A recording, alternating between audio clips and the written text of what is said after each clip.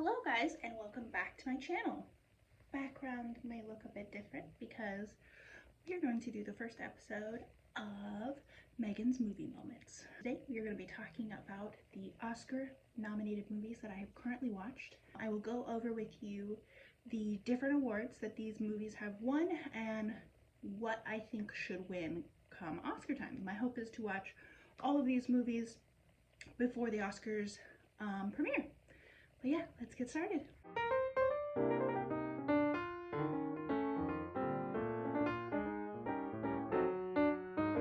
So first and foremost, let's start with what movies I'm planning on watching. When I put together the list of Oscar-winning movies, for the most part, I will plan on watching all of them. The two categories that I did not put out there were the documentary ones, just because I do not think I will enjoy them. And then I will preface this by saying I will not be watching Blonde. So I will not critique Ana de Armas's performance as Marilyn Monroe. I do not like what they did with Blonde. The story bothers me a lot, and that is where I draw the line, and I will not be watching it. That being said, let me tell you about the movies that I did watch and the awards that they won. Bear with me, I will be telling you all of the people who are nominated because I think they deserve to get a shout out. So we'll go through each of them and then I will go through and talk to you about my thoughts. And these are currently the movies that I have seen as of the point that I am filming this. So we will go through the movies that I have currently watched. Alright, these are in no particular order, but let's go through them. The first movie is Banshees of Inisherin. It is nominated for 8 awards. We've got Best Supporting Actor for Brendan Gleeson and Barry Keoghan, Best Supporting Actress for Carrie Condon, Best Lead Actor for Colin Farrell, Best Director for Martin McDonagh, Best Picture, Best Editing for Michael E.G. Nielsen, Best Music Original Score for Carter Burwell, and Writing originally written by Martin McDonagh. Next movie is The Fabelmans, which is nominated for 6 awards this season.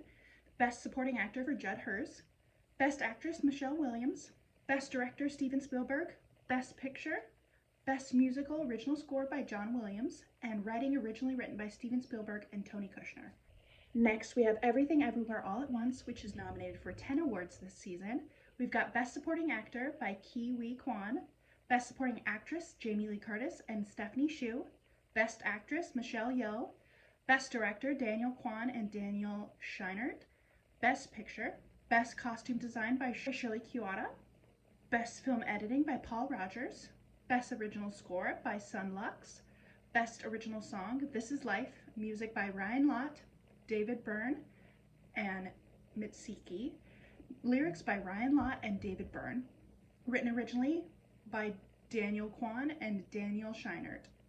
Next we have Elvis, which is up for 7 awards this season.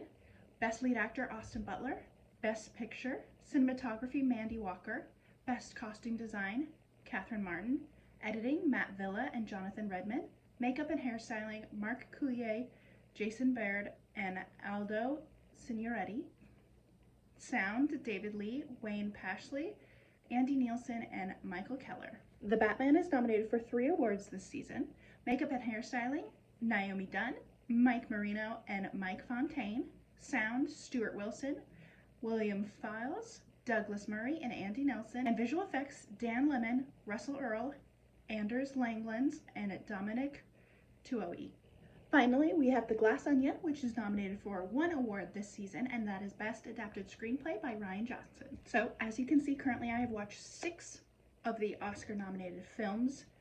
As I said, I will be making my way through all of them, but I did want to go through each of the categories that I've seen so far and kind of go through my thoughts about who I think should win from what I've seen and who I think should win each of the different categories. Some of these are very difficult to pick from, especially starting off with the actor in a lead role. There are 2 actors that I've currently seen that are nominated for this award, and that is Austin Butler and Colin Farrell. Both of those performances are absolutely stunning, and I do not have a clear winner. I think Austin Butler's performance as Elvis Presley is breathtaking. It is magical, and there were points when watching it that I forgot that I was watching a movie about Elvis and not Elvis himself. He still kept it as his own. It was very much Austin Butler's interpretation of Elvis, and it was beautifully well done and an amazing performance. The same with Colin Farrell. Colin Farrell's performance is heartbreaking and funny and a very different role than I've ever seen Colin Farrell before. I think that's what really stood out to me the most about his performance, was it was just very different. And I thought that the emotions that he gave behind his performance were amazing.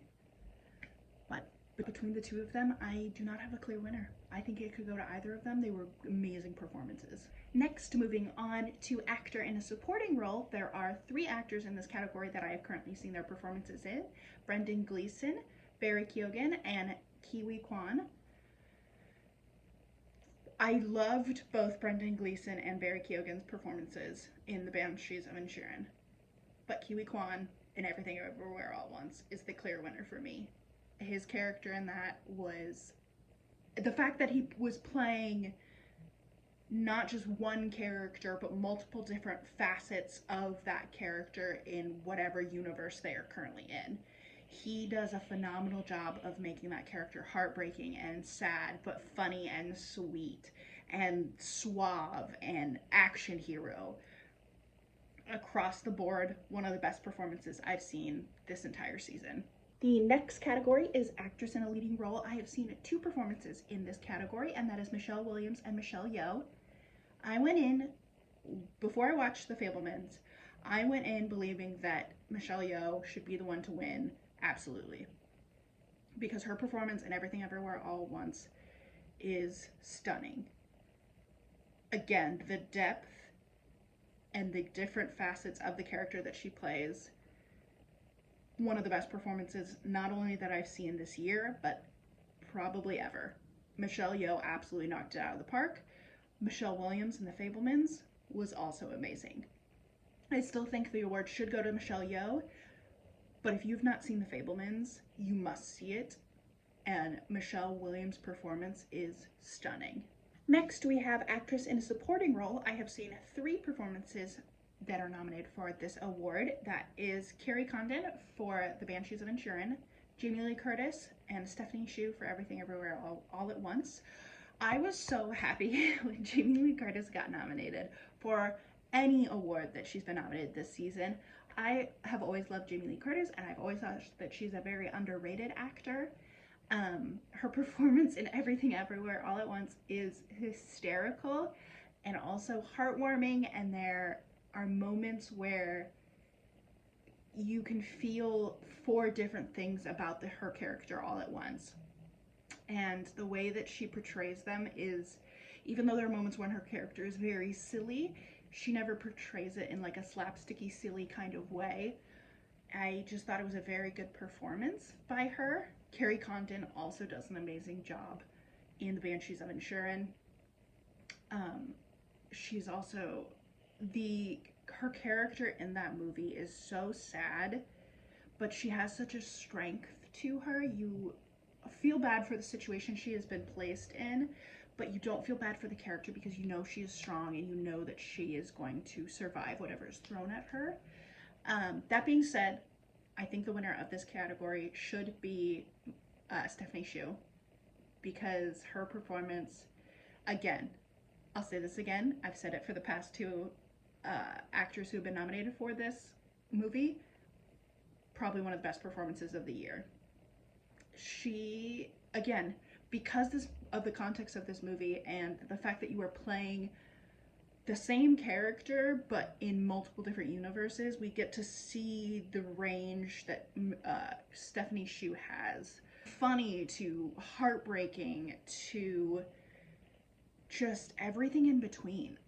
It was just an amazing performance, and I love seeing Broadway actors getting recognition and getting roles in mainstream movie and TV, because it really shows what theater actors can do. The next category is cinematography, and I have only seen 1 movie in this category that is currently nominated, and that is Elvis.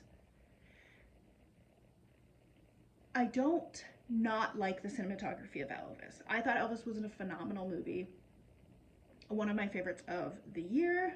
However, that being said, having seen The Fabelmans and seen Everything Everywhere All at Once, those two movies should have been nominated for cinematography. I originally thought that they were, and when thinking about talking about this video, I was going to talk about how those two movies, if you could give both of them an award, I would for cinematography, because the cinematography in those movies are both amazing on two different scales. You've got the outlandish world that is Everything Everywhere All at Once, and then you have the realism of The Fabelmans. And both the cinematography, it's watching art work. That's the best way I can describe it. They were both phenomenal movies and just beautifully shot. And there are moments in both of those movies that I would love to have as stills, because the cinematography is breathtaking in both of them. And so that they're not nominated bothers me. And again, not that Elvis wasn't good.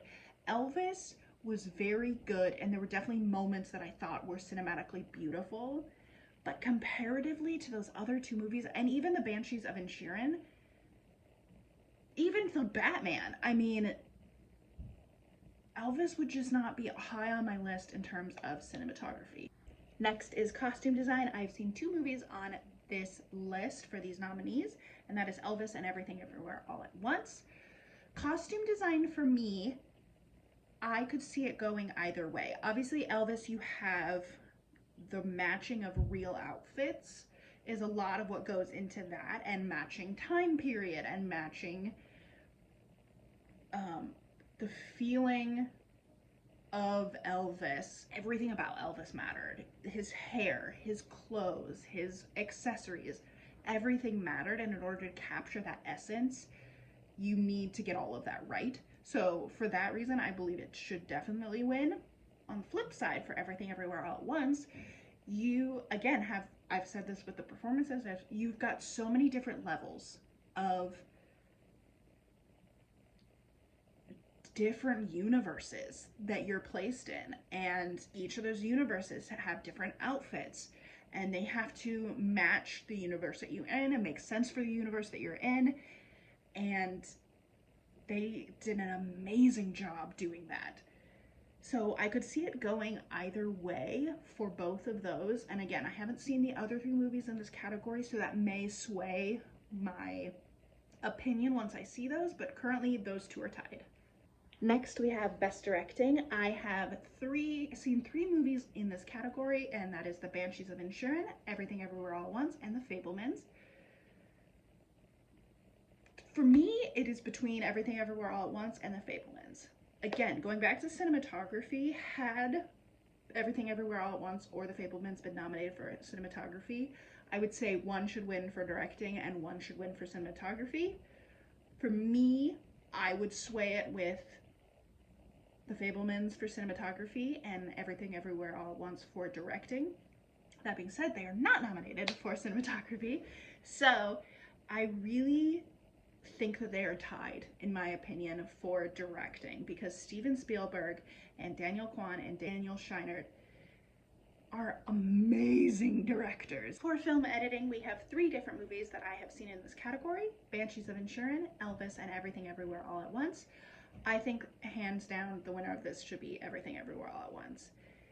The chaos of Everything Everywhere All at Once, the chaos that still is cohesive, is the reason I think it should win, because again, the craziness of this movie could easily be lost if this hadn't been edited as well as it was.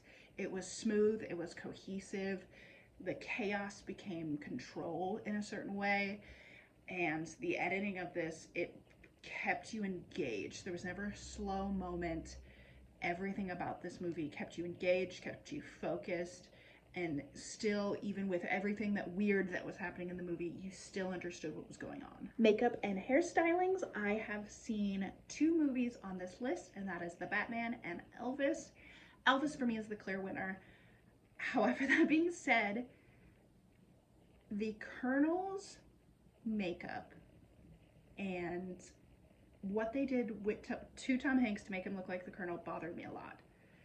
Tom Hanks's performance and the Colonel in general were the lowest part of the movie for me because it felt so much like a caricature.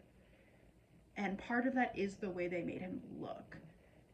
He did not look like the Colonel, especially comparatively when you looked at how much they made Austin Butler look like Elvis.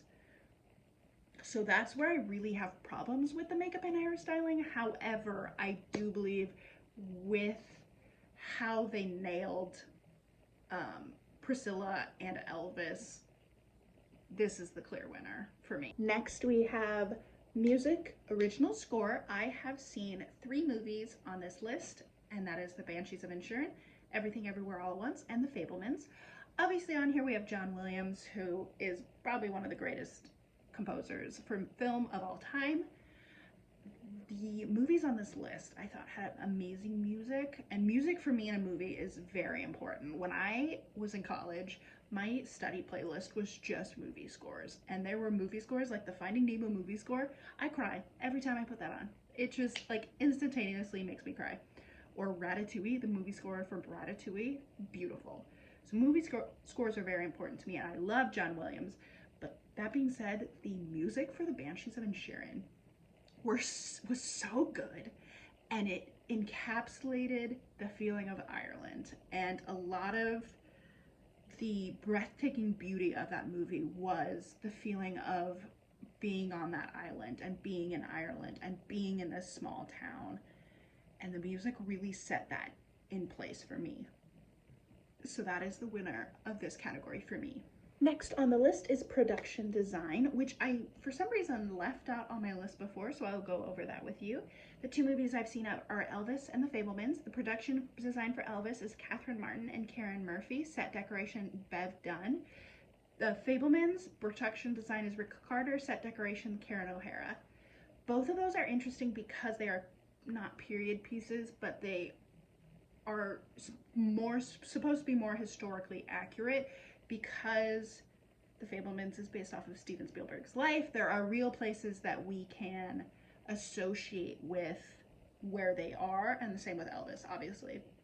For me, the winner is Elvis, and if no other reason than the comeback special scene. I mean, watching the comeback special was, I've seen videos of the actual comeback special, and they absolutely nailed it.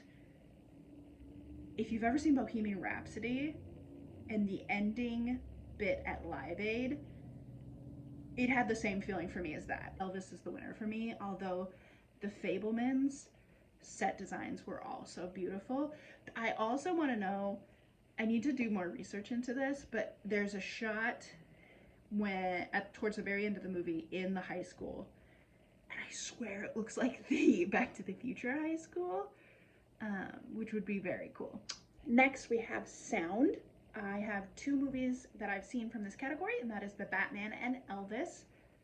Sound for me is hard, especially when we're looking at a movie that has music and singing, because I tend to lean more towards that one because you do have more of a challenge, because you do have to, especially because we had moments where it was Austin Butler singing, and then we had moments where it was actually Elvis. So you had to patch in Elvis's voice to match up with Austin singing. That being said though, the Batman sound design was so good.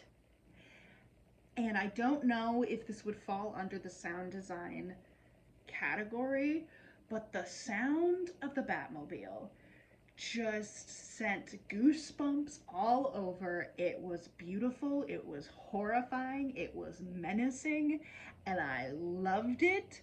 So I would love to give it to the Batman, but I think I would have to say that Elvis should win this category. Next we have original screenplay. I've got 3 movies in this category. It is The Banshees of Inisherin, Everything Everywhere All at Once, and The Fabelmans. For me, I could go either way with Everything Everywhere All at Once or The Fabelmans, but I would lean more towards Everything Everywhere All at Once. The storyline of Everything Everywhere All at Once is crazy and chaotic and weird, but at the heart of it, it's just beautiful, and I loved it. The Banshees of Inisherin was not my favorite script, but the performances in it were great.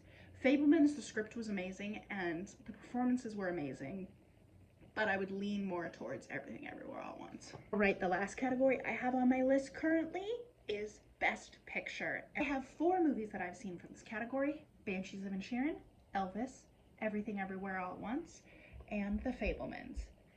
For me, there is no contest on this one. Everything Everywhere All at Once is probably one of the greatest movies I've ever seen in my entire life.